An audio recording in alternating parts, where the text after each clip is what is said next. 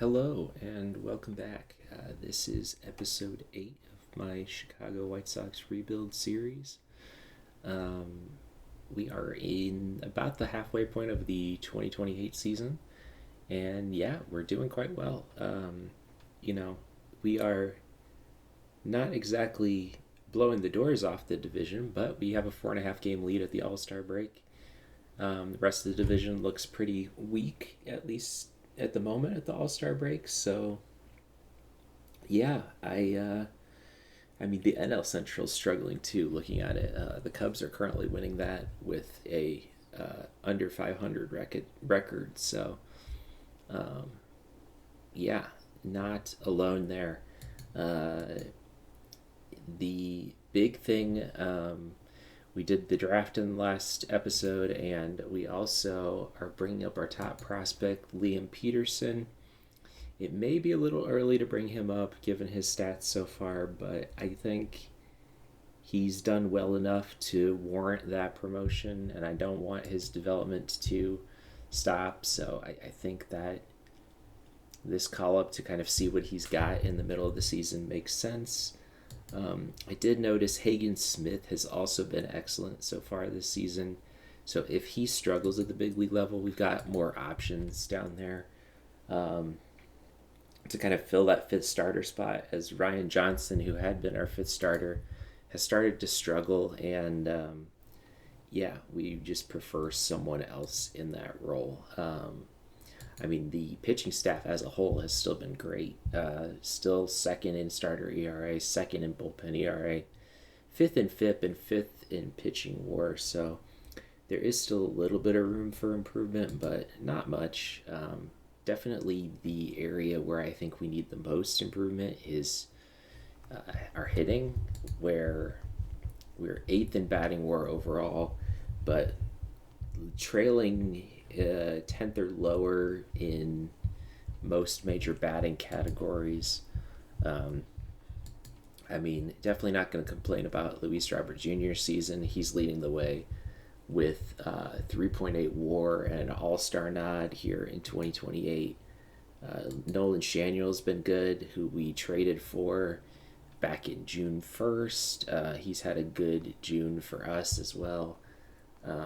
June and beginning of July, I'd say, and yeah, he's living up to that trade so far. Um, as we gave up quite a haul to get him, including one of our top prospects in Truman Pauly, who looks quite promising, I'd say. But yeah, beyond that, Antonacci's been good. There's a lot of guys that have just been good but not great, which makes it hard to say like, um, this is definitely someone that we need to upgrade on. The one guy who really has struggled so far this season is Miguel Amaya uh, in our backup catcher role. Negative point 0.7 WAR at the All Star break is not what you want there, and negative framing runs too. Yeah, that's not gonna fly. So I think that we should explore a trade, and I actually have one ready to go if I can go back to it. Yeah, here we go. So we are trading with the Guardians in division, but I think this is a trade that makes sense. They're a few games under 500, not really looking to compete. They've got a guy in Luis Torrens who's produced decently well for a backup. Um, well, I don't know. I guess he's started 66 games for them, so is he a backup? I don't know. He's more of a backup, realistically, catcher than your starting catcher. They signed him as a minor league free agent, um, and we don't have to give up that much to get him. We're just giving up Jim Jarvis, who kind of looks like a quad A type of player who's actually been playing an A plus ball for us this season. Yeah, I mean, he looks like a guy that could fill in decently well um, at the big league level. So, uh, yeah, getting a little younger if you're the Guardians.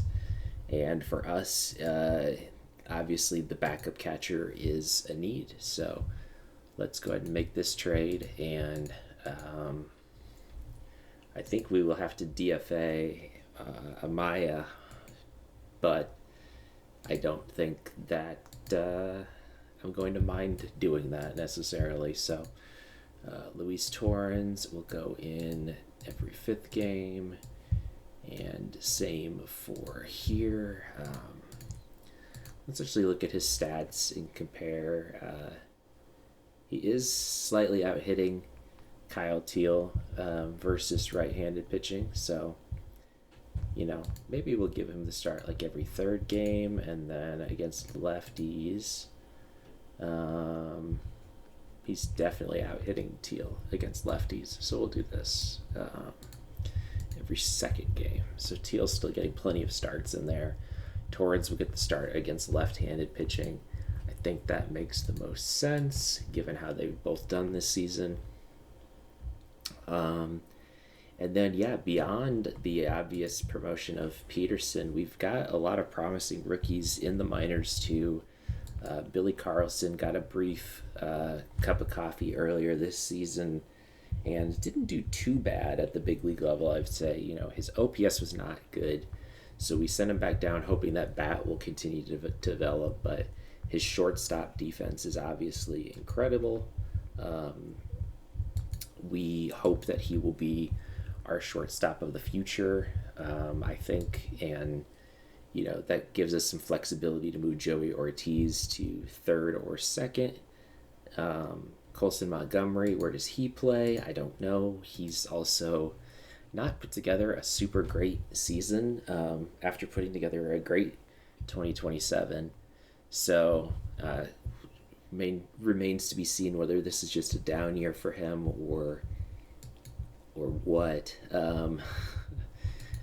We've also got Eric Becker kind of knocking on the door here. He's putting up okay numbers in AAA, and he's still got a lot of development to do with the bat, but I think he could even reach beyond this 3-star potential if those batting ratings develop to where we hope they will.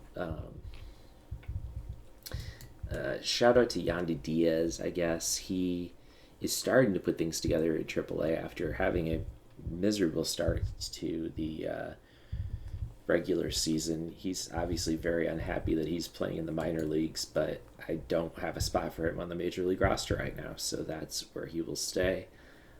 Gunther Braindl, shout out to him for being an 18th round pick in the 2026 draft, and he just got promoted to AA, so his potential is definitely something worth watching. He is 24, but still going to develop a bit. Ryan Sykes was our first round pick that we just drafted. He's going to start in AA. I'm wary of starting guys at AAA after how Andy Bartolota has kind of come along, as he has gone down to AA after not doing well at AAA to start and losing a ton of potential in the process. So, and then Chris Levinas, who lost some ratings in a bad dev lab in the offseason, he is also knocking on the door of AAA. So, quite a few interesting guys out there. And we have a lot of depth.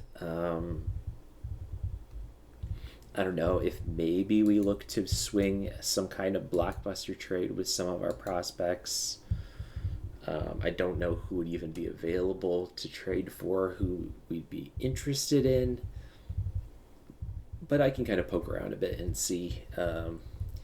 The Rockies, I know if we look at the trading block and sorting by WAR, Rockies are interested in trading Brenton Doyle, but we already have Luis Robert Jr. playing center field, so they've had him playing second base a few times, which is kind of a weird fit for him, given that his ratings are excellent in center field. I don't think it'd probably be worth what it would cost to get him, Same for CJ Abrams when we've got presumably guys that would play third and shortstop for us. And again, we'd be trading in division with the Guardians to get him. I don't necessarily love that, giving them prospects that they could potentially use against us in the future. And then everyone else in here is kind of, a mixed bag, I'd say. Brooks Baldwin I threw in the trading block just because he's kind of a guy that I don't know how much he factors into the long-term future of this team with his arbitration going up next year. His WAR, I mean, he's having a fine season, but he's not really a starter for us anymore after getting Shanuel. He's been, still playing some first base with Shanuel DHing, but I don't know, if we look at the total WAR of the team, is he a guy that's anything beyond like a backup utility player for us? I don't know that he is. Yeah, and then Andy Perez, who's our Rule 5 pick, who's kind of filled that role decently well.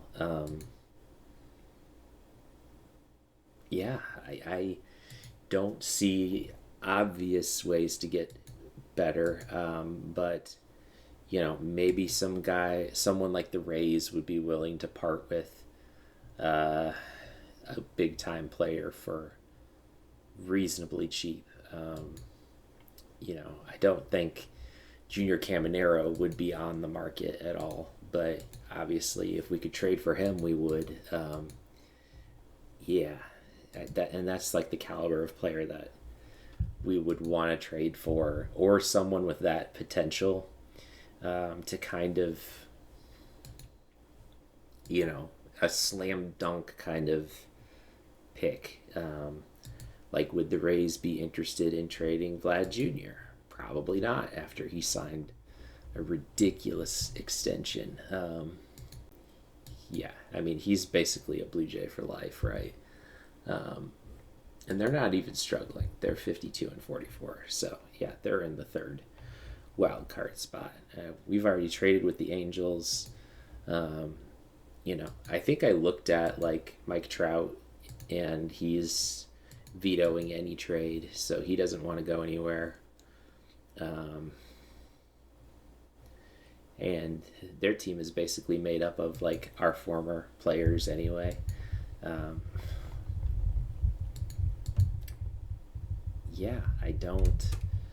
I'll have to look around and see if there's some quality players out there that teams would actually be willing to get rid of. Because I'm not seeing any on an immediate just browsing of the lower tier teams. Like Sebastian Walcott, obviously I'd be interested in, but they do not want to trade him.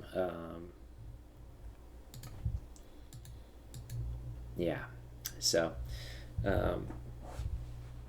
we'll see what we can cook up here at the All-Star break. Maybe we just sim ahead a little bit and see as we get closer to the All-Star break if some more interesting names pop up on the trading block or in some CPU proposed trades. I'm also interested to see how Liam Peterson does in his first big league start. So, let's keep moving forward here. All right, I don't know if this quite counts as a blockbuster trade, but I'd say it's close. And I think it's one that makes sense for both sides when you dive into it a bit. The Mariners giving us Josh Naylor, who has hit really well this season. And we need bats in our lineup. So I think makes a lot of sense to go and grab him. They're also retaining a good chunk of his salary, so we'll only have to pay him like $3 million the next few years. And then in the meantime, we're giving up Yandy Diaz Very similar type of player, but he has not had the success this season. And then the Mariners get financial flexibility if he turns things around in the second half of the season. They could pick up these team options for him, whereas with Naylor, they were locked into his salary. So it is a lesser salary, but they might prefer that financial flexibility. And I'm also throwing in Drew Romo, who has just been, kind of disappointing at the big league level for us. But he's still 26 years old. He's still a really solid fielding catcher. So I think it makes sense. The Mariners get someone who could back up Cal Raleigh better than Victor Caratini could, presumably. Yeah, I think we make this trade. And the Mariners are also in a position where they're several games under 500 and not really competing for the division or a wild card spot. So, yeah, let's complete this trade. And our fans aren't happy, but they should be. I think in real life, this would be a trade that most fans would approve of, given what Yandy Diaz has done so far this season. So, Christian Moore, who was brought up due to injury, will get demoted back down to make room for Josh Naylor. And we'll have to redo our lineup slightly, but yeah, happy to add an impact bat in here. Let's see if we can find any more trades before the deadline. Okay, we are back at it again with the Phillies here. After trading Jason Adam to them in the last episode, we're going to trade Nick Allen, who has been just playing in the minor leagues the whole season and is more depth than anything, but still should be a decent player. And I also threw in Wes Kath, 25-year-old first baseman, because they're willing to do it without Nick Allen, but I wanted to throw in something else that would make this trade, a little more, give them a little something, I guess, because they're giving us Jake Mangum, who has an OPS of 105 and can play every outfield position. I probably wouldn't play him in center field, but still, the main reason I'm trading for him is because his splits against left-handed pitching are actually really good, and most of our outfielders cannot hit against left-handed pitching, so he will slot in there. And then Kerkering, I'm going to see if I can pass him through waivers, given that he's kind of struggled a bit this season. But he could be good relief pitcher depth. He's fairly cheap this year. We can bring him back next year for decently cheap in arbitration if we decide to do that. So the Phillies get to offload a little bit of money here, although they are retaining Jake Mangum's salary, and it doesn't cost as much to get these players. So this is the type of move that I think we should do. I'll have to figure out who gets sent down for Mangum to join the roster. Probably Luis Lara, as sad as it sounds, because he still has options. And he's played well, but pretty equivalent to Evan Carter, who I'm pretty sure does not have options still. So,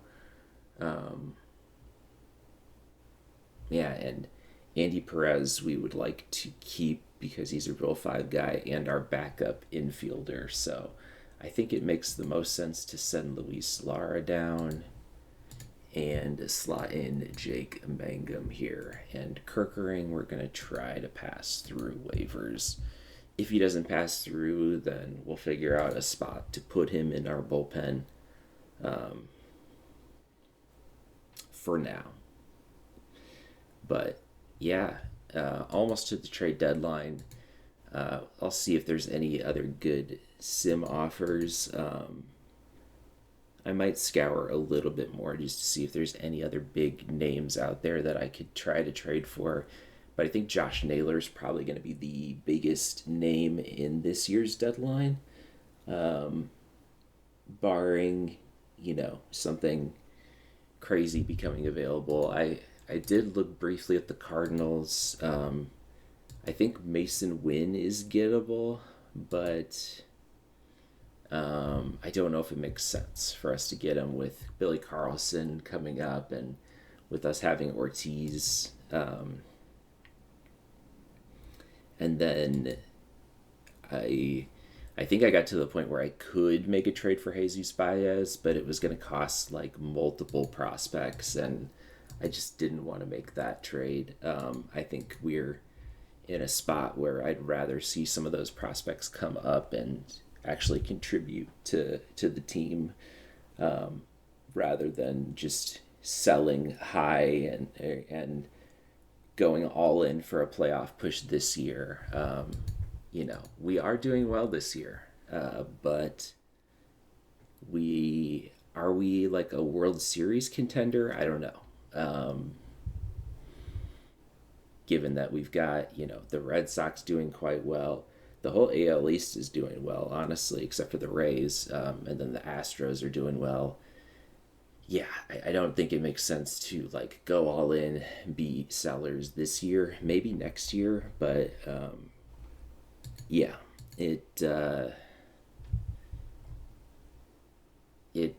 that's the type of move that it would take to like bring in a high impact player like who's young like Baez.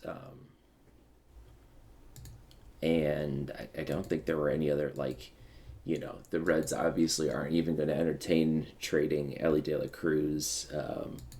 I think Marte I briefly looked at too, and there was nothing like. I think I started with, well, if I even start, okay, they would do it for Peterson, but I'm not trading Peterson. Let's see if I can build a trade here. I briefly floated Colson Montgomery. Yeah, so they would do it for Colson Montgomery and like Kyle Teal.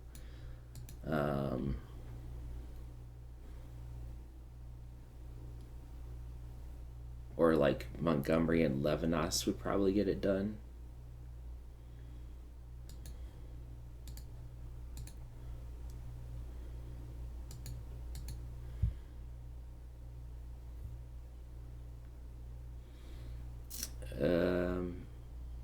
What about Torres and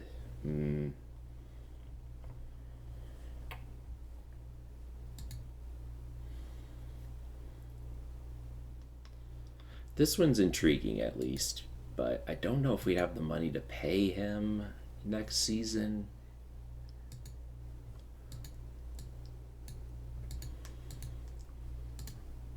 Sorry, I'm trying to think in real time here. I guess a lot of our salary with us trading away Yandy Diaz, a lot of our salary was offloaded there. 2030, it does still jump up to 188. And most of these guys, just glancing through here, are guys that I would want to probably pick up their arbitration. So Hayden Birdsong's probably not, but everyone else, like, and Ryan Johnson maybe, but yeah. So I guess we got to be budget conscious as well when looking at this, because Marte is going to cost $16 million in arbitration next year. So I guess we would be trading away in this scenario like Colson Montgomery, Torres, and Hedrick is not a bad one to trade away.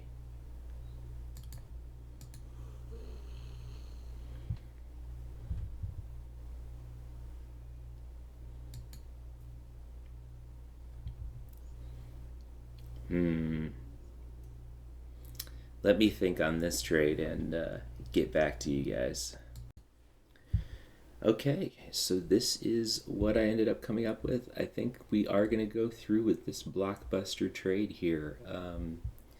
We are trading for Marte, Noelvi Marte, and his numbers look quite good both this year and the last few seasons. I looked and he is under arbitration for 2 more seasons after this one, so we get 2 more years of team control. Um, we'll have to figure out how to make the budget work for him, but I think that's fine. Um, he could play third and right field right now. He could potentially play left field. Um, yeah, and then we are giving up John Hedrick, who looks pretty solid overall. His overall and potential aren't the greatest, and he's 23, but he looks pretty solid. He's putting up good numbers in A plus. He's got room to grow. The big loss in this trade would be Antonio Torres, who cannot play defense at all, but his batting ratings look absolutely ridiculous. He is still very raw, 18-year-old Dominican prospect, but he could be quite good. Um, but the Reds want him, and we're also giving up Evan Carter, who we just traded for, but he's a very solid player. He's under contract for 4 or 3 more seasons after this one. But, in his very limited time with us, he's been a little disappointing. Um, and I think I'd rather have Marte than Carter in our lineup. Um, Giving up 2 good prospects and Carter to, slightly upgrade my outfield spot. I think Marte should be. I mean, we're at the point where we basically, would need to kind of make trades like this to improve our team, I think. Um, we've still got some prospects. Like, if Ryan Sykes develops, he could be quite good. But he's still, potentially a year or two away at least from contributing at like a solid level. Um, our pitching looks like it's in a good spot. It's just the bats that I would like to get up there. So, in a season where we're first in the division and it's not costing us any of our top prospects, I really like Torres, but he's not a top prospect and still very raw. And then Hedrick was a 6th round pick last year. So, um, neither of those guys are, guys that we want to necessarily build the franchise around.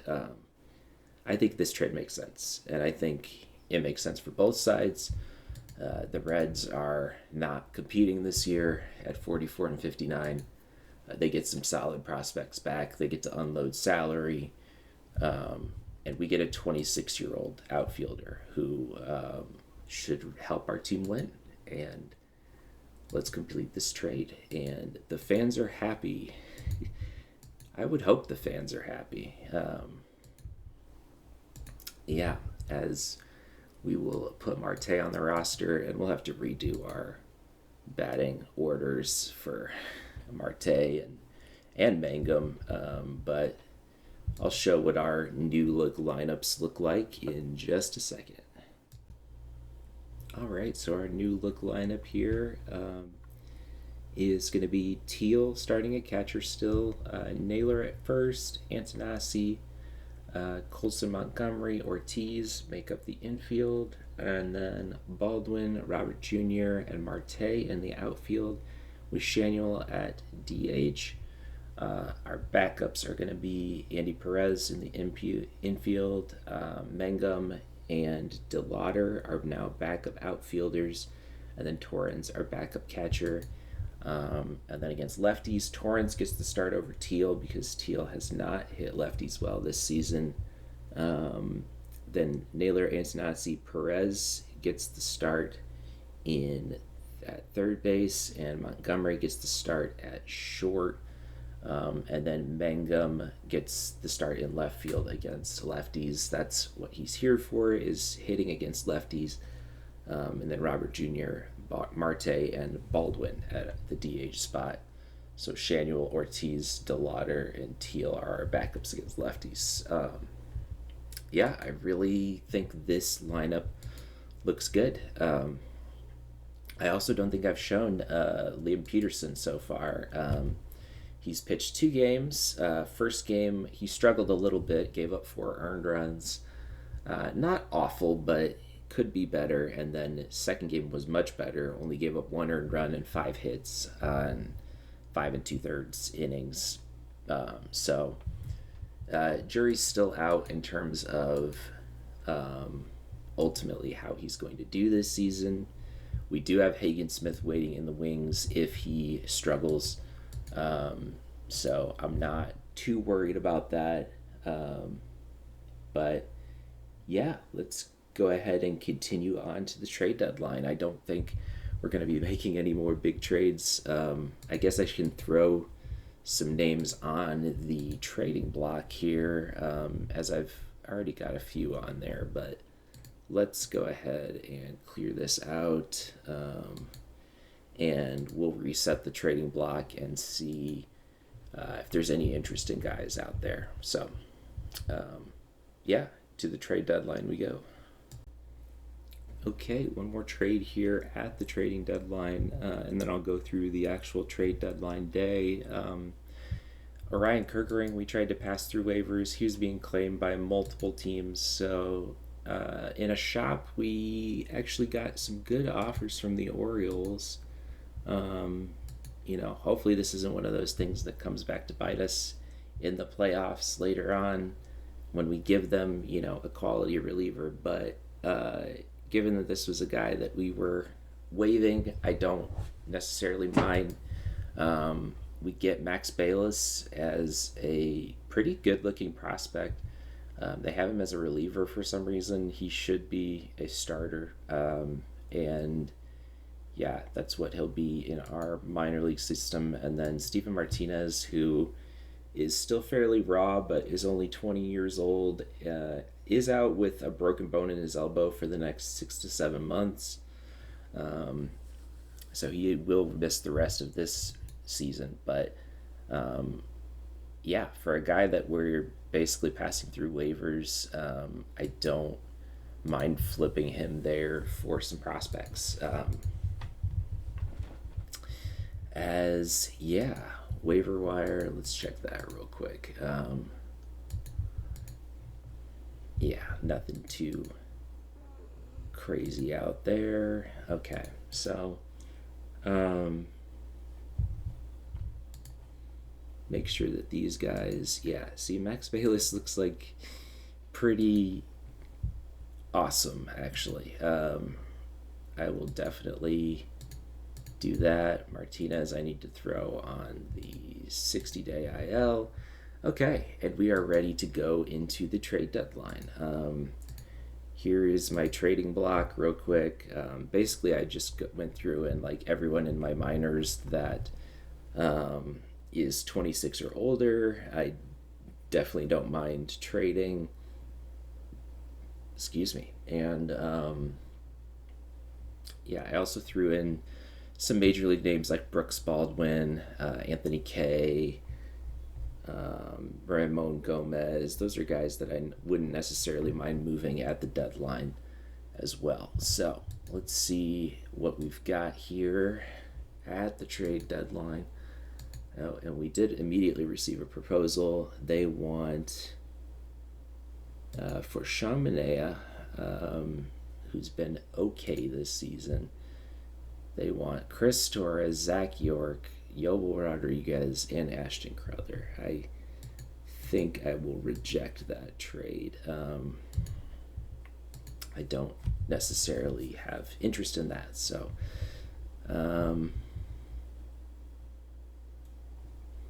you can see my various shopping attempts that I've done here. Drake Baldwin, they actually were playing as their backup catcher.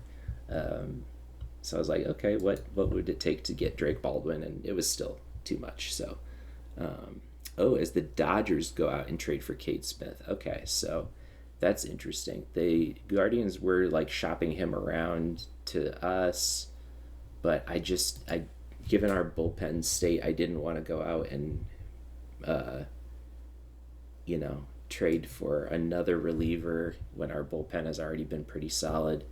For the Dodgers, I think it makes a lot of sense, though. They get back some good looking prospects for Cade Smith. Okay. Dodgers also traded for Luis Gill for more pitching help and gave up a lesser haul, but still a decent chunk of prospects for him. Hyesung Kim goes to the Brewers for Tucker Timmerman. That's a baseball name right there. AJ Puck to the Red Sox for Christopher Hernandez and Steven Garcia. Okay. And then here's the other trades that we've made. Yeah, so we do have some exciting deadline action. I guess I haven't looked at the trading block names to see. Christian Yelich is a name that I briefly explored. As a Cubs fan, I don't love the idea of getting Yelich on our team, but objectively, like, he'd be a decent hitter. He just kind of fills the same role that a lot of other guys on our team kind of fill. Like, I wouldn't want to play him over Naylor or Marte or, yeah. Who do we have starting in left field now? We have Brooks Baldwin and Mangum. Yeah, so Mangum was, I think I was looking at him more of a left-handed bat. Oh no, I wasn't, because his left-handed splits suck. So never mind. I think that was why I didn't trade for him, was because we already had a lot of lefty bats in our lineup. So the lineup construction is already at a point where I'm like, I need to kind of work things around a bit just to get it so we don't have multiple lefties in a row when we're facing right-handed pitching. You can see when it comes to lineup construction, I like to put best hitter at the 2 spot, second best at the 1 spot, third best at the 4 spot, and then 3-5 based on base percentage, and then the 6 through 9 are just based purely on OPS. And you can see that that's shuffled around a little bit based on how guys have done this season. And I usually adjust that when I go in and adjust things at the like 15th and 1st of every month. So just a little,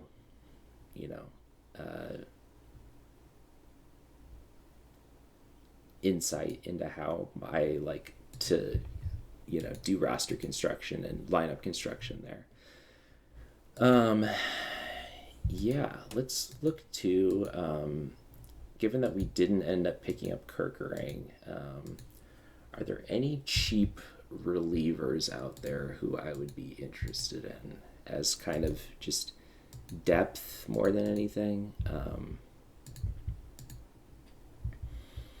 Okay, we've got Ryan Walker, who looks good, and Eric Miller also looks good. What would it take to get Walker? Not that much. I mean, I would not mind giving up a Maya for Walker. We do lose, if any of our catchers were to go down, Amaya kind of offers that insurance, but man, I think Walker, and he's arbitration eligible next year. Yeah, let's go with this. I mean, I'll have to redo my bullpen, but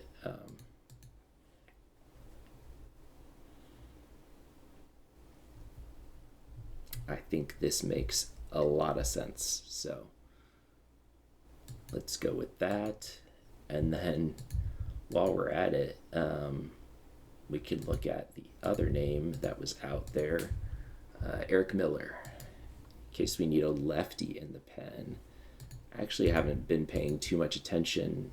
Yeah, Anthony K is currently the only lefty in our pen, so wouldn't necessarily mind getting him.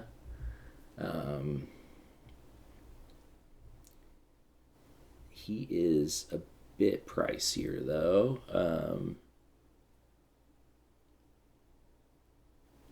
Still not like completely ungettable. Okay, they're interested in Zach McKinstry. I could have just made this all one trade with the Giants, probably. Whoops.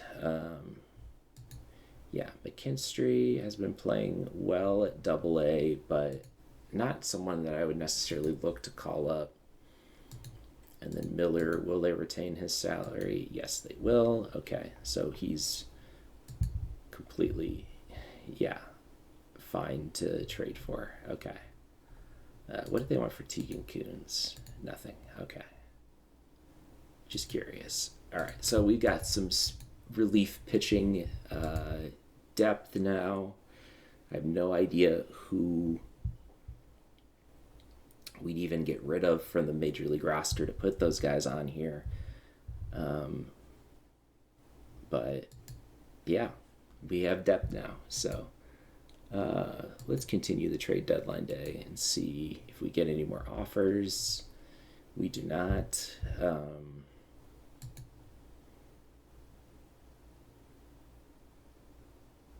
As the Tigers trade Drew Anderson to the Orioles, so they're still getting pitching help for Cade Townsend and Alex Diaz. Okay, that seems like a reasonable trade. Yeah, let's continue the trade deadline day. Still no more offers.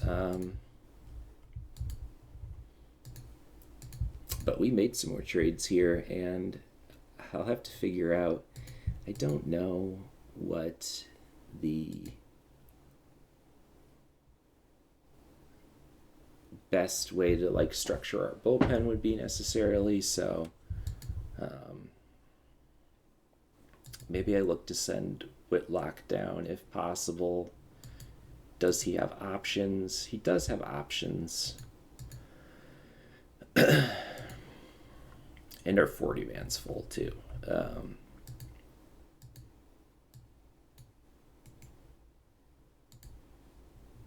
Let's just shop around Ramon Gomez.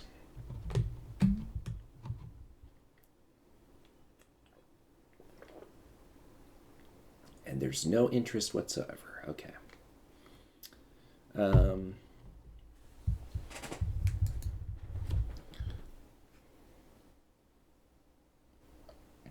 mean, he's been good. I don't necessarily want to get rid of him. So,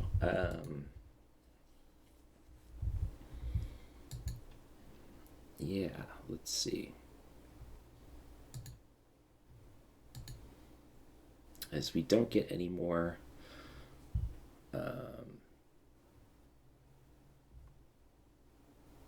yeah.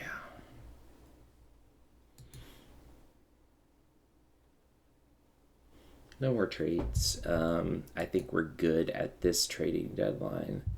Oh, as the Rangers do trade Kumar Rocker to the Blue Jays for Arturo Sepulveda and Will Cresswell. So the Blue Jays getting more starting pitching help, although Rocker has not been great this season so far.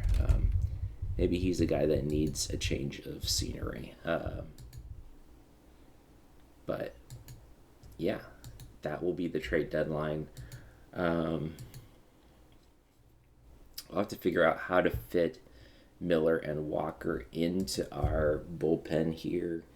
I don't want to carry more than 13 guys, but I also like the guys that we have, and I don't necessarily know if they'll pass through waivers, so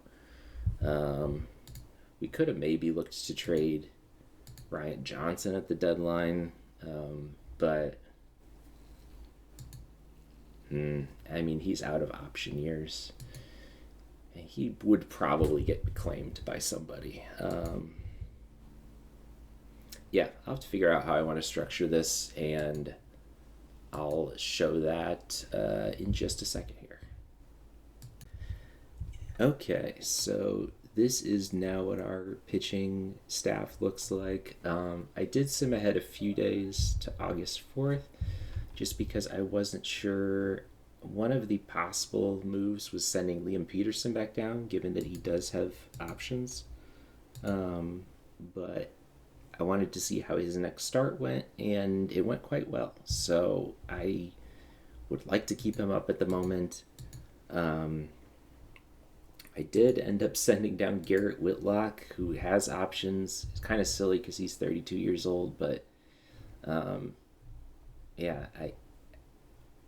he hadn't, exactly wowed me so far at the big league level and had options. So a very small sample size, but I want to get these guys in here and give them a shot.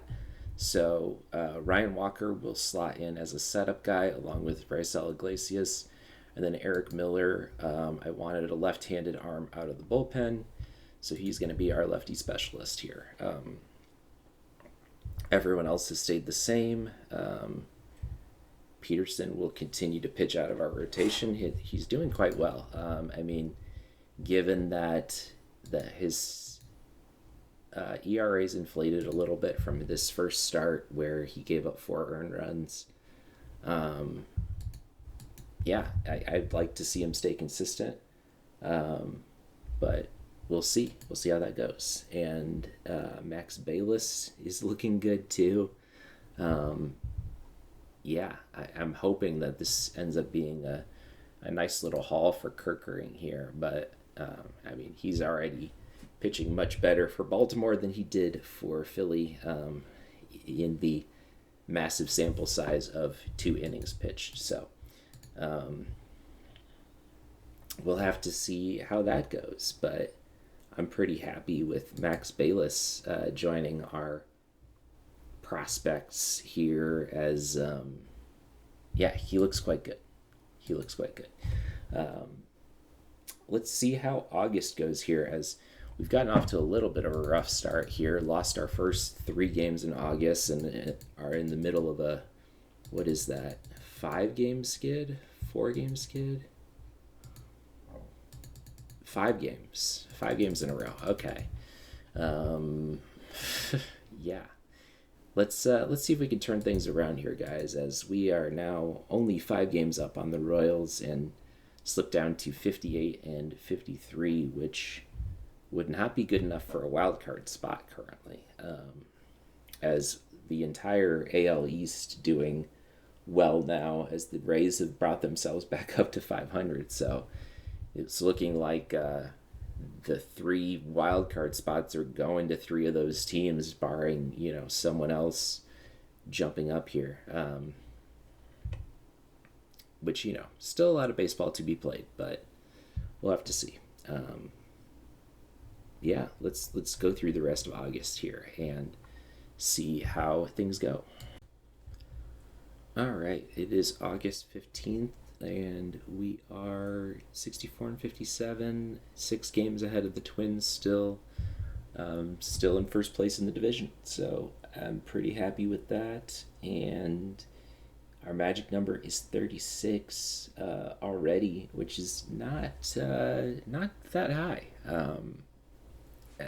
We could be looking at a realistic chance of being AL Central Division champions here.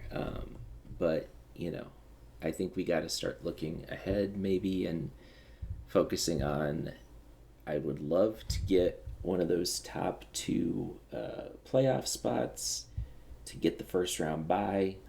Right now we're 4 games behind the Astros, so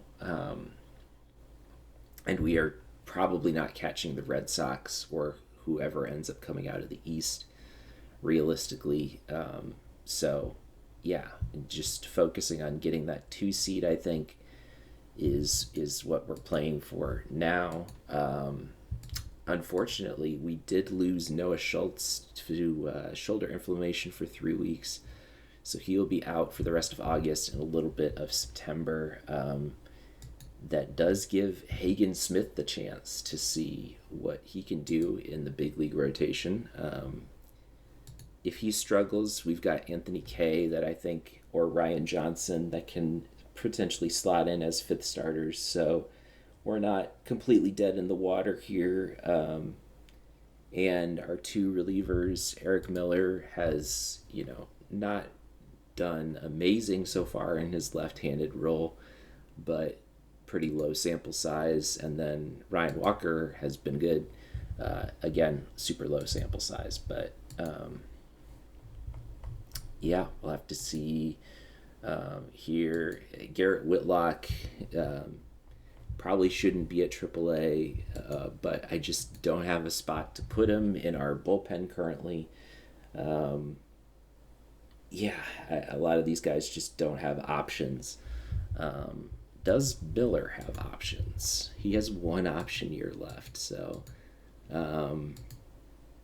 But Whitlock is a righty, and I want to keep a left-handed arm in our bullpen, at least at the moment. That will be, potentially important in the playoffs when we have to face left-handed hitting. So, yeah, I want to see what he can do now in the regular season and see kind of what our options are there. I mean, if Hagen Smith does well, he could potentially be our left-handed arm out of the bullpen as well. Yeah, we'll have to see. I think it makes sense to do it this way while we've got that roster flexibility. Well, I guess because we don't have a ton of roster flexibility when it comes to, I'm not sending Taylor or Mizorowski down, even though I think they might still have options. Yeah, I mean, Taylor's been arguably our best pitcher this whole year. Mizorowski's been great. Devin Williams has been good in the closer spot. Yeah, I just... Raisel Iglesias has been good. Like, who do you send down? Yeah, I don't think it makes sense. So, yeah. One other minor thing of note is that Luis Torrens had a substantial day-to-day injury that would cause him to miss some time. He's been good in the backup role so far, but we did bring Edgar Caro up just so that Kyle Steele could stay rested. Caro had already used an option this season, so bringing him up and sending him back down shouldn't really do anything. I'm interested to see, if now is the time that he decides to actually pick things up at the big league level. So we'll have to see how that goes in the week or so that he's up here. Maybe we look to give him another shot, but Torrens also doesn't have options, so we'd have to work around that. So we'll have to see. But yeah, middle of August, things are generally looking up. Let's go ahead and sim to September, and September call-ups should be interesting. I don't know off the top of my head who will necessarily get the call-up for us. It's probably going to be Whitlock for our pitching spot, and then,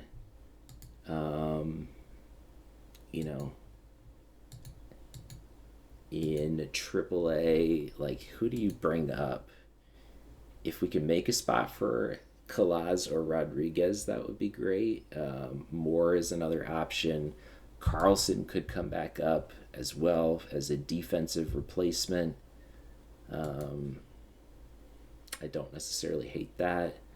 Aranaimo, I think, is on the 40-man and can play multiple spots, so we'll have to see. I think it'll be one of those guys, but I'll have to see what our 40-man looks like, what different if there's any guys I can or should waive to like open up slots, yeah, that'll be a September 1st problem because a lot can happen between now and then. So let's go ahead and keep simming. It is September 1st, and yeah, the injuries have not been kind to us as we stand at 71-65, just 3.5 games above the Royals now, but still in first place. Yeah, given all these injuries that we've had, it's been a little rough. Antonacci, recurring back spasms. I think it was initially a 6-week injury. Now 4 to 5 weeks before he comes back. Colson Montgomery had a day-to-day injury for 2 weeks, threw him on the IL. We got a week till he comes back. And then Noelvi Marte, who was our big trade deadline acquisition, out with a fractured foot for 3 more weeks. So not great injury luck there. We are getting Noah Schultz back in 3 days. That'll be nice. As we've had to make some adjustments to our pitching rotation. I did go ahead and send Liam Peterson back down to AAA. You can see his ERA was up above 6 across 6 starts, and with us competing for a playoff spot, I don't necessarily have him figuring it out.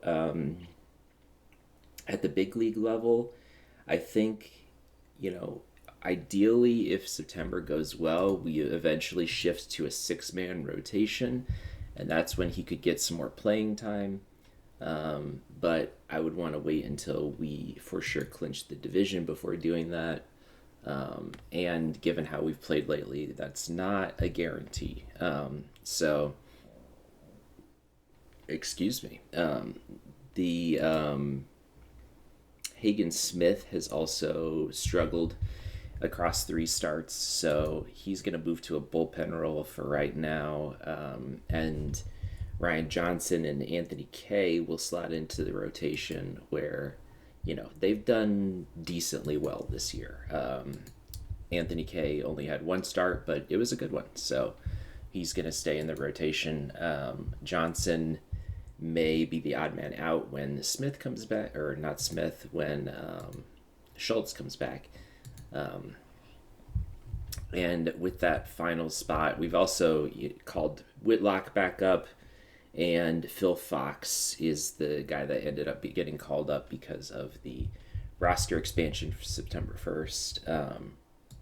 When it comes to our everyday lineups, we've had to make quite a few changes. We've got Teal still at starting catcher with Torrens backing him up.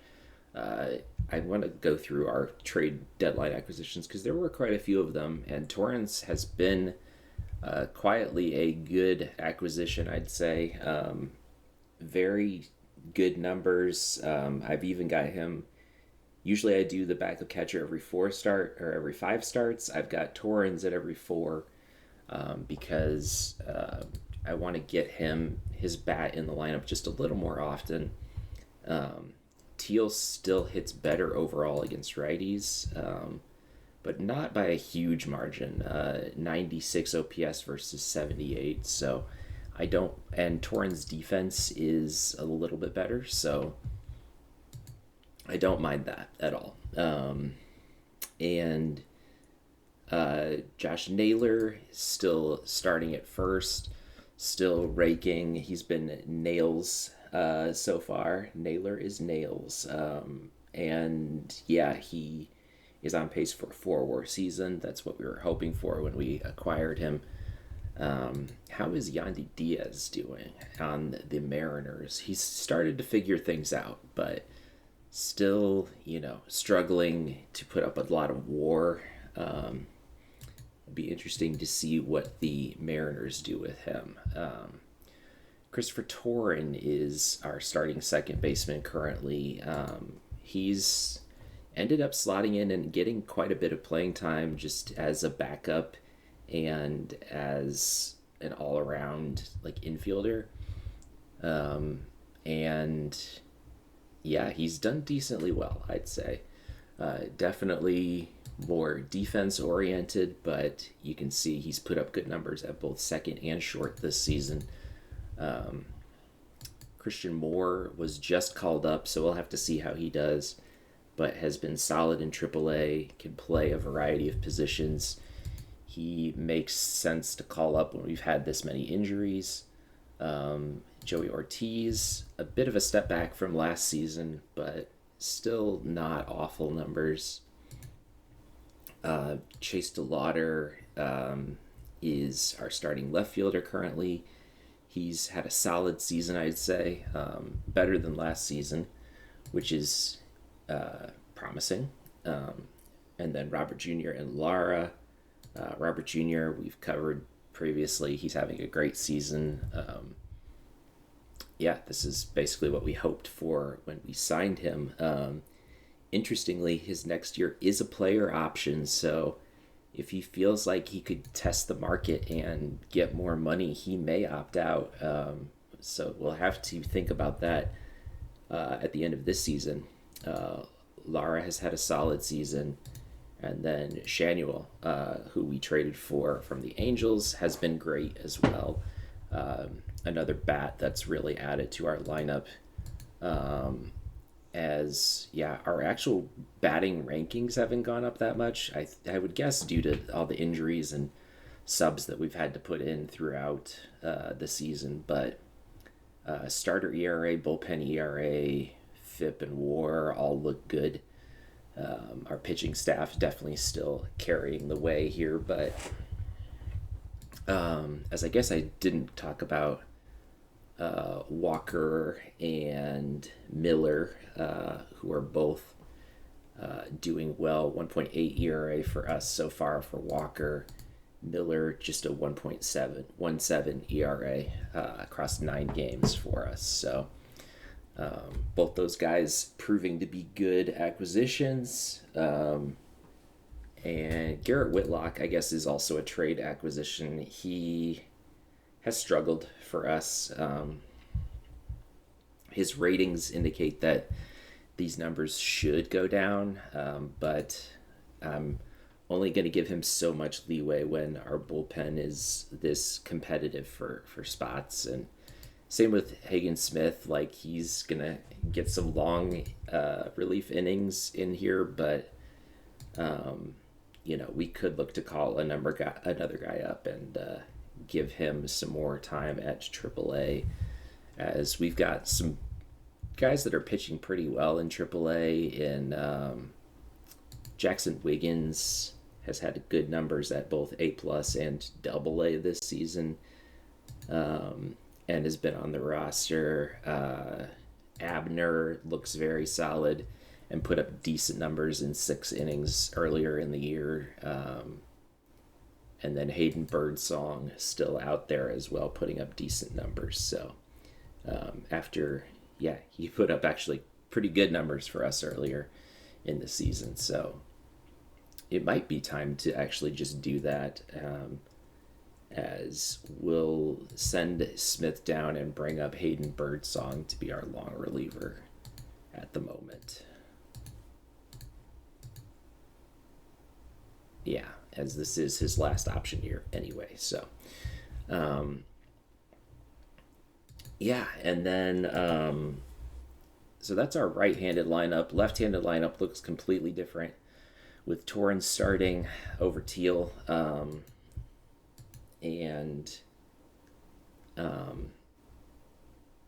You can see the difference there. Torrens absolutely raking against left-handed pitching, while Teal struggles, so he will get the start there. Naylor still getting the start at first. Aranaimo gets the start at second, with Baldwin at third.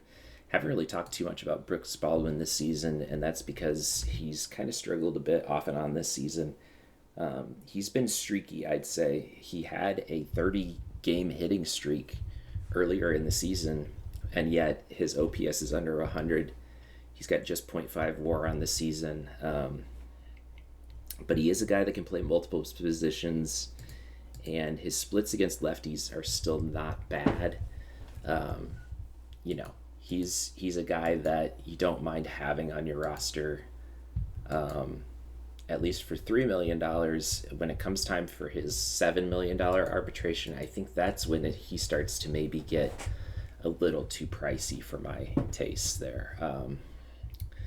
Torrance slots in at shortstop against lefties, and then Jake Mangum, another trade deadline acquisition, and he's struggled so far, which is unfortunate because we brought him in basically to be a left-handed specialist, and he hasn't done that so far.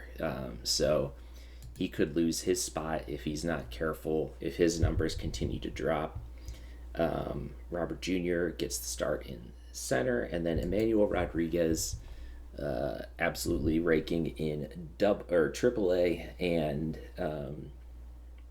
deserves a September call-up to kind of show what he can do as we look to head into the playoffs, with Shanuel again DHing. And then were there any guys I didn't talk about? I think I at least briefly discussed everyone on our lineup currently. Obviously top pitching prospects, Peterson and Bayless. He has put up great numbers starting so far, but still probably at least a little bit away from actually starting in the big leagues. Peterson again also putting up good numbers. We'll maybe look to bring him back up when if and when we kind of have a grip on the division. Chris Levinas, who is one of our top pitching prospects, did tear his UCL and is out for the rest of the season, so that was a bummer. Gunther Braindl is struggling at AA after doing decently well at A+. Ryan Sykes was our high first-round draft pick in this year's draft. Also struggling a little bit at AA, but not to the point where I'd necessarily want to demote him. We're going to let him stick there and see how that goes. Bartolotta finally starting to put things together at AA, but it might be too little too late for him, as his potential is down to just 2.5 overall. Hopefully some of those numbers start to go back up. But you can see here just so many minuses. And yeah, in a little over a year, he's dropped from being a 5-star can't miss prospect to a fringe big league player at best, if our scout is to be believed. OSA still has him at a 4-star potential, but hopefully the OSA has it more right than our scout does, but our scout's ratings are pretty accurate. Legendary across all ratings there. Shout out to Robert Driscoll. Also shout out to Rick Jameson. I know people always talk about him. He's just one of the best traders you can hire, if not the best in the game. Excellent or good or higher in every stat, and legendary in prevent arm injuries, which is great for your pitching staff, since that's typically what will derail their season there. So I've talked for quite a bit. Let's keep going here through September, and we'll see how the month treats us as we get some guys back from injury and as we compete to hopefully win this AL Central division. Just a 3.5 game lead scares me a little bit, but as we get guys back from injury, this team should improve. What was our record throughout the month? We struggled in August, 13-15. We were a game under 500 in July as well. We're just really being carried by our great April, mainly, and our pretty good June. So this is a team that's kind of hovered around 500 the whole year. I'd like to make a surge at the end of the season, especially since that we're 3 games behind the Astros, and that 2 seed is not out of reach just yet, I'd say. If we can end the year strong, and I would love to get that first round bye and win the division. So let's see how the rest of September goes. So it is September 15th, and September has gone significantly better so far. We are 80-68 with a 6.5 game lead over the Royals. Just 9 to clinch the division. That is our magic number. And we're just 1 game behind the Astros for that 2 seed. Want to keep that in mind too. We even have some guys showing up in leaderboards. Luis Robert Jr. Defense has been excellent this year. 11.2 ZR. ERA for Shane Smith has been great. He's had a great season after kind of being underwhelming his first 2 seasons, I'd say, at least in terms of his ERA and what he did. This season, even though he's set to put up less WAR than his 2026 season, I think it's probably still an improvement overall. And our WAR agrees with that. RA 9 wins above replacement, as he is the top pitcher in the league by that standard. He's, I think, our ace at the moment. But, shout out to the rest of our pitching staff too. Parker Messick, Noah Schultz, Chase Dolander have all been great this season. And Anthony Kay has been surprisingly good in 3 spot starts so far. Making it interesting, I was debating whether or not to pick up his arbitration option next year, and I think he's made that a far more interesting decision for this offseason. Let's just say that. I don't know what that's going to be yet. I think we'll have to evaluate how the rest of the season goes, and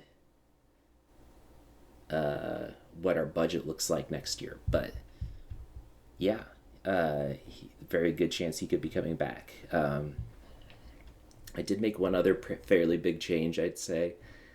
Devin Williams, his ERA has slipped a bit. It's dipped over 4, which is not exactly what you want for your closer. So I'm going to try moving him to the setup role and moving Ryan Walker, our trade deadline acquisition, into the closer role, given that he's been excellent this whole season so far.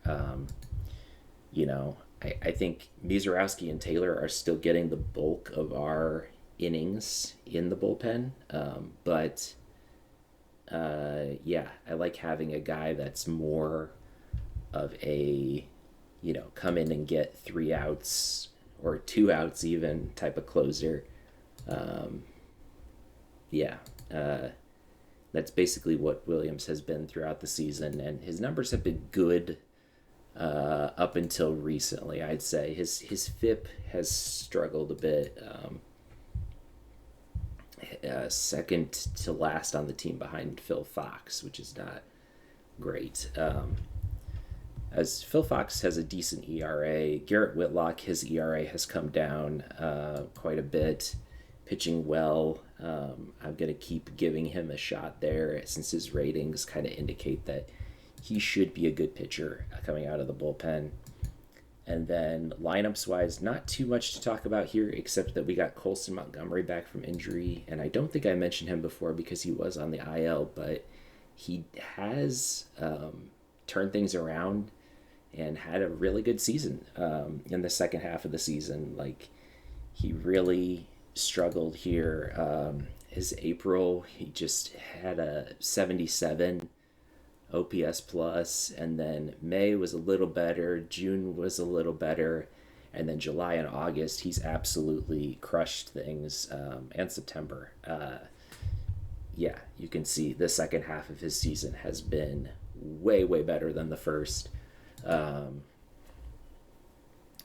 That's kind of what we were expecting from him this season, more than his first half. And he was a guy that I even considered, trading at the deadline for someone like Marte.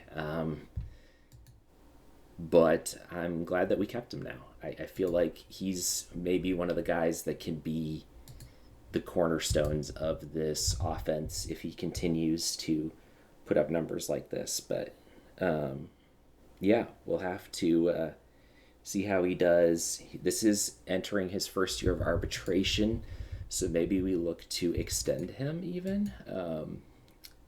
I don't know. Again, it will have to depend on how our budget looks. Our one big extension that we've done so far is for Kyle Teal, and so far he hasn't really shown that he has deserved that big extension, but he still, has potentially some growth he can do, but at age 26, it's not very likely. And he's not putting up bad numbers per se, but it's definitely, if I'm paying him $12 million a year, I would ideally like to have him be putting up at least 2 WAR a season, I'd say. But, that's what he did in 2026 when I gave him that deal. And yeah, I don't necessarily regret giving him that deal, but it's yeah, I don't love having that much money locked up in him long term necessarily. So we'll have to see. But yeah, that'll be a problem for the off season. Right now, we should look ahead to the rest of this season, where we are well in the playoff hunt. Just need 9 more wins and or royal losses to make the postseason for sure. Then it will be interesting to see how do we play this. Like, sometimes I will rest guys down the stretch to try and prevent injuries, which is definitely a tempting option given that we've got several guys coming back from injuries. And the last thing I want is for more guys to get injured or guys to get re-injured. But I also know that getting that first round bye is a real possibility, and continuing to push for that might be better for the playoff success of our team. So I think I'll probably balance that and see what I want to do. Yeah, we'll have to see how like the next week or so goes, and maybe I'll even do like updates as we approach the end of the season, since normally I would just wait until the end of September or even the end of the regular season before making another update. But given that we are in the hunt and in the mix of things, like, I'll provide some updates throughout the rest of September here as we hit various milestones and kind of give my thoughts on what we want to do, how we want to approach the rest of the season. So, yeah, look forward to that as we hopefully are close to clinching a playoff spot for the first time in this series, which is exciting. Yeah, let's keep going through September. All right, quick injury update. As we had called Billy Carlson up, I rearranged all my lineups and everything, and then he got hurt immediately after starting one game, and is out for 5 weeks, which is basically the rest of the season. So that's unfortunate. We do get Antonacci back in 1 week, which I'm looking forward to. But yeah, here's where we stand currently. We are still in first place in the division with a 4.5 game lead, 83 and 73. We're 3 games behind the Astros. Our magic number is 2. So what I've done, we've got 6 games left to play. 3 versus Detroit, 3 versus Minnesota, and I think I called Liam Peterson back up to make one more start. Most likely, we will, unless Houston loses several of the next few games, we will have to play in the first round of the playoffs. In that situation, I want Shane Smith being available to start in game 1 of the playoffs. So it makes sense to pitch either Kay or Peterson in that last game of the regular season. Um, if we get to a situation where where we have a chance at that bye, I might make the call on the fly to pitch Shane Smith in what is basically a playoff game, to try and get that first round bye. So, pretty unlikely that that'll happen. They would have to basically lose out, and we would have to win out, I'd say. So, yeah, let's see how the next few games go. I'm going to go ahead and sim these live on camera here, and we'll see how these go, as Shane Smith will take the mound against Detroit in the first game, and we lose. Okay, that definitely does not bode well, as Mizorowski blows the save. His 6th blown save this season, but still a good season overall. I mean, basically what we're asking him to do is be another starting pitcher in terms of like the innings pitched, or like half a starting pitcher. As Whitlock has his ERA down under 3 for us, or down under 4 for us now, which is encouraging. But man, that's an unfortunate way to lose, as we had this game seemingly locked up going into the 9th, and they scored 4 runs. Kerry Carpenter hit a 2-run homer versus Mizorowski, and Perez hit a single as well. So, unfortunate. But we should still be in good. Okay, the Royals did lose, so we are 1 game away from officially clinching a playoff spot, and we do clinch that playoff spot with a win against Detroit. So, still 3 games behind Houston. We win 8-2. Schultz had a good game. Johnson came in and provided 3 1/3 innings of relief with just 1 earned run. We will take that, and then Ryan Walker closed it down. He's been good in the closer spot so far. Well, 3 blown saves I don't love, but the ERA has been good. I think we'll stick with him there. And then, who was player of the game? Chase DeLauder, player of the game, had 3 hits, 3 RBIs, a single and a home run. Yeah, good game all around from our team. I do have Baldwin playing second right now against right-handed pitching, just because I think going for a more offense-focused lineup, and his bat makes the most sense. Robert Kalaz is up as well. Christian Moore, struggling against right-handed pitching, but doing very well against left-handed pitching. So I like leaving him up at the moment and getting starts against lefties. So we'll have to see if he makes a playoff spot, or playoff roster spot, now that we have officially clinched the playoffs. Let's go ahead and sim this last game against Detroit, and we do win that. And Houston looks like lost their game. So, no, they won. Okay, so it's pretty unlikely. We would literally have to lose out, and Houston would have to lose out, and we'd have to win out in order to get that bye.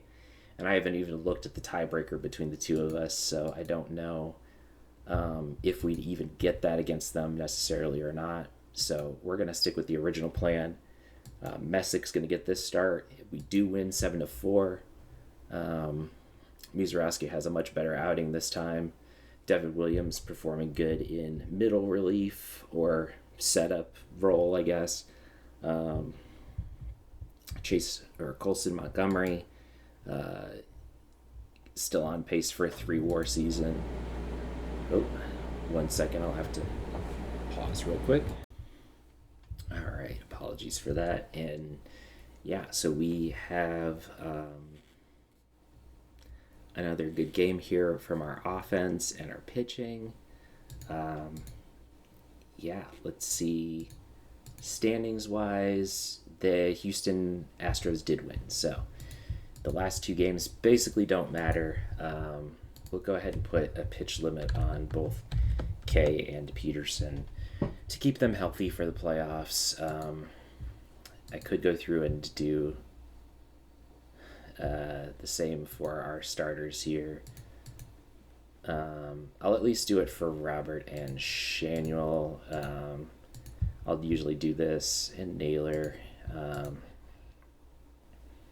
and Montgomery. Try to get them some rest before the playoffs. We'll finish today. We win 6-0. Great. K goes 7 scoreless innings. He's really done well in spot starts here.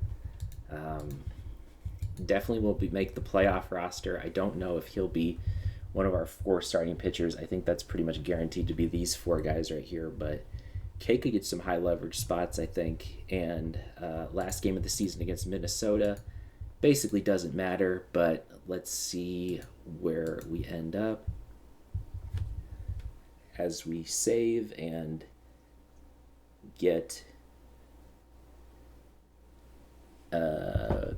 we've unlocked the following achievements: 2020 player and going to the playoffs,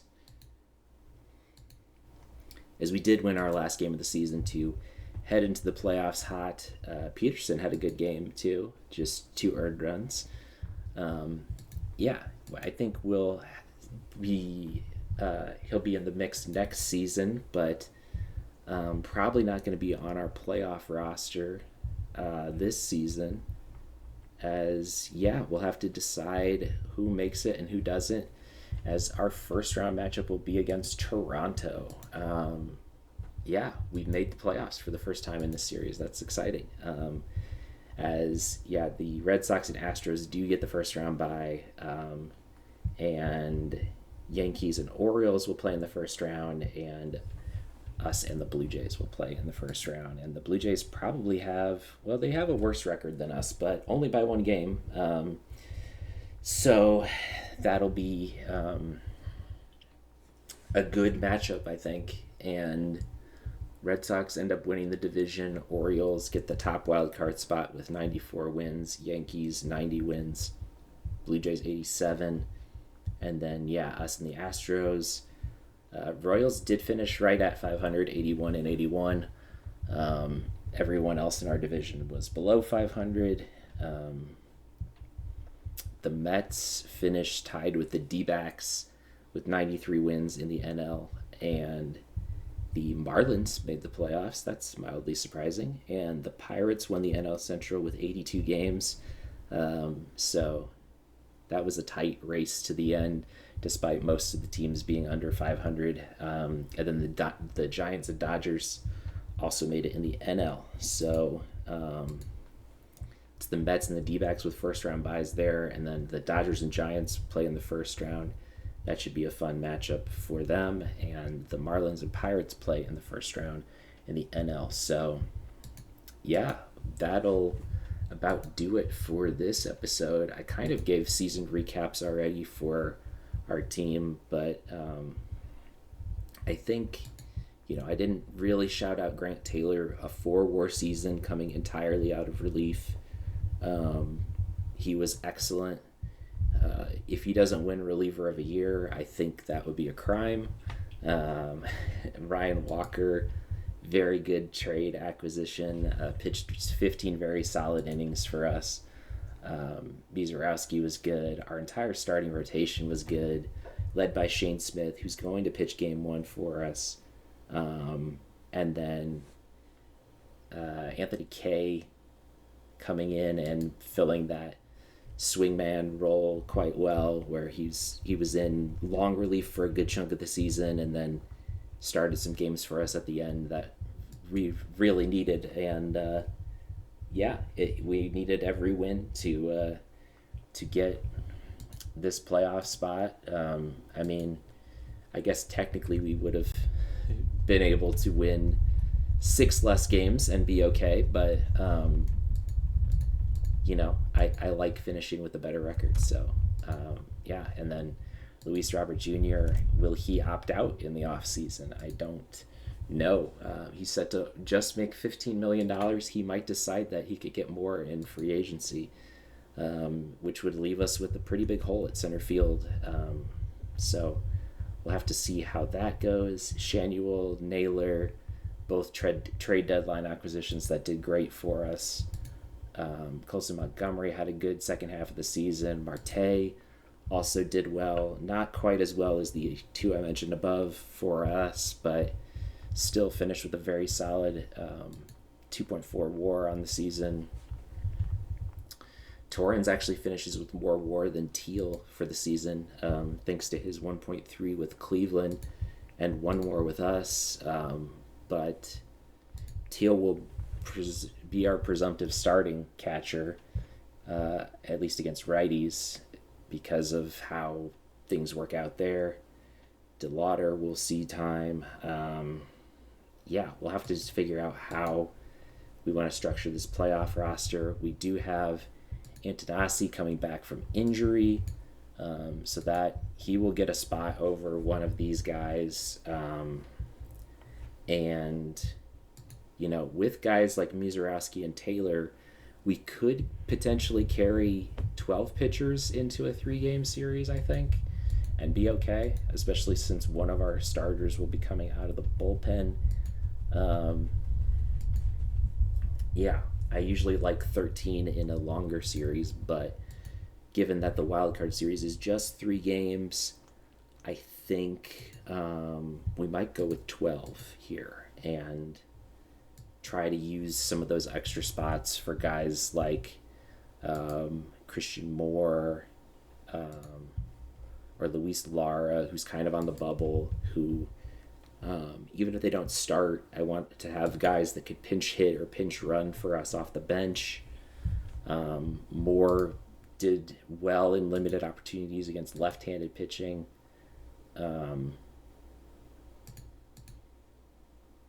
Both at the AAA and Major League level. So, and the ratings kind of back that up too. So, I mean, his 60 BABIP and his other hitting ratings are much better than against right-handed pitching. So I think bringing him in as a lefty specialist that can play a bunch of positions potentially makes sense.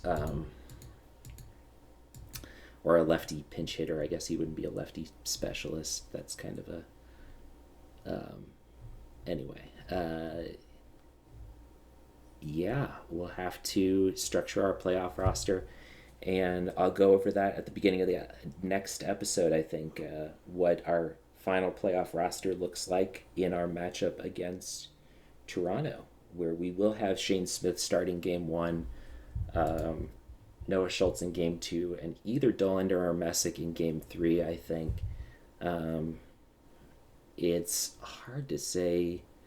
I think just with the FIP and ERA and WAR, Messick probably gets the start over Dollander, but we'll have to see. I think we'll use both of those guys throughout the playoffs. So, that'll do it for this episode.